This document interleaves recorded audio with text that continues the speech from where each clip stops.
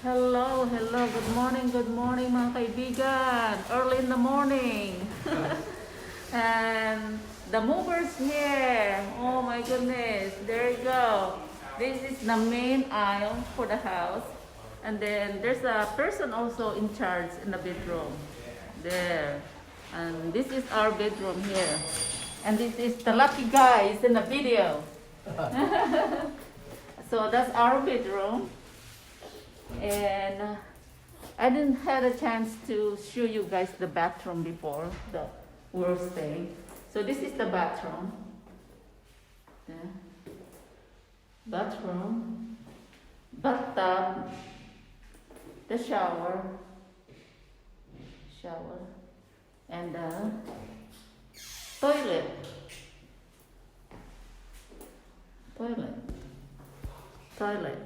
There you go. Well, that's a little bit part of the house that I didn't show before because it's a privacy. So we have 4 bedrooms in this house. So there's a guy in charge in there, and there's another guy in charge in the other room.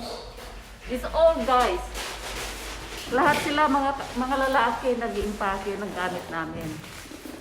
And the other room, the fourth room, there you go.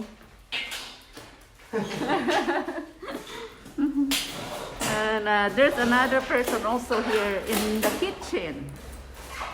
In the kitchen, mga kaibigan. Oops, he's not here. Yan. Bali, kanya-kanya sila ng kuta. Yan, mga kaibigan. Oh. Kaya madama ang impake, mga kaibigan. At pinasilip ko lang what's going on in here. It's early in the morning, and look at Keeper. He's guarding the house. He's in the front of the house. Oh, he's guarding. Hello, Keeper. Are you not cold? Don't go outside, okay? Are you not cold? Are you not cold, baby? And that's the truck there in front of the house. You cannot really see. You guys cannot really see, mga kaibigan, kasi madilim pa. As you can see, naka-on pa ang mga ilaw. They're so early because they have to finish today. They have to finish it all today. Yan. So, yan ang mga masisipag. Yan. There we go. And this is the living room. Here's the living room. You guys see my living room before, mga kaibigan. Alright. Mamaya ulit, mga kaibigan. At busy talaga dito. Mamaya i-kick out na kami dito.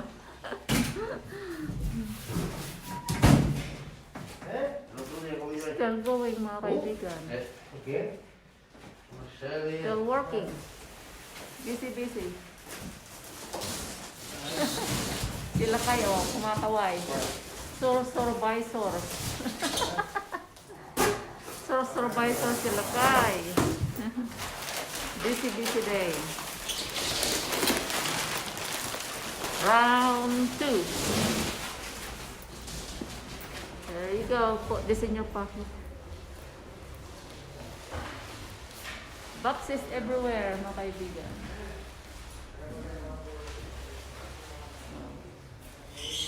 Ang galing nila. Grabe. Very expert. Expert sila. Ayan, oh. Tingnan yung ginawa nila sa kama namin, oh. Oh. Super. They're the guy who can do expert job.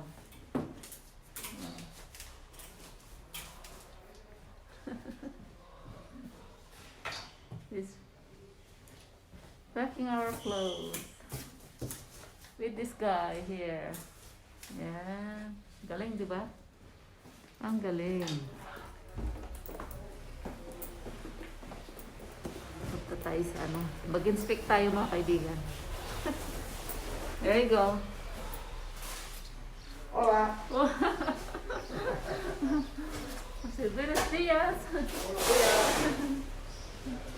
Ayan. Ang galing. Magaganda yung gamit nila na pang-wrap. Talagang good quality. Sa more than 30 years na kaming nagmo-move at nagpalipat-lipat. Maganda yung material na ginagamit nila, oh. Talagang talagang safety. Tapos yung mga box na ginagamit nila brand new. Very brand new. Kaya kaya hindi ako nag-aalala na masira mga gamit namin. Mga kaibigan, no?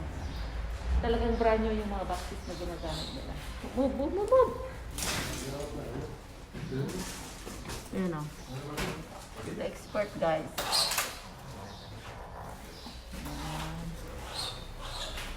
Tapos, yung truck nila, ayan.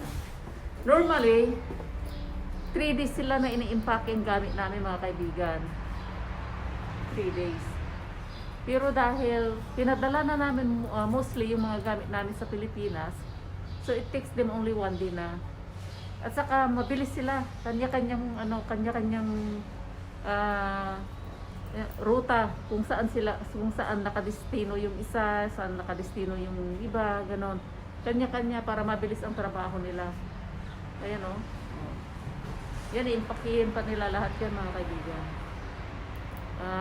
Nung nakaraan, 3 truck na ganyan na movers ang pinaglagyan ng gamit namin. Pero dahil naipadala na namin sa Pilipinas ang mga gamit namin, halos, kaya kunti na lang ang iimpakihin nila. Natutuwa nga sila dahil sila din ang nag-deliver noon dito ang gamit namin. Kaya nagtataka sila kung nasaan na raw yung mga gamit namin. Naalaala nila yung mga gamit namin, mga kaibigan. Sabi ko, pinadala na namin sa Pilipinas. Sabi ko, dahil doon na kami magre-retire kapag tapos na sila kayo sa trabaho. Nag-for goods na kami. Tapos sabi nila, oh, okay. Kaya ayan, mga kaibigan. Alright, mamaya uli. Pinasilip ko lang ang kung nang natapos nila.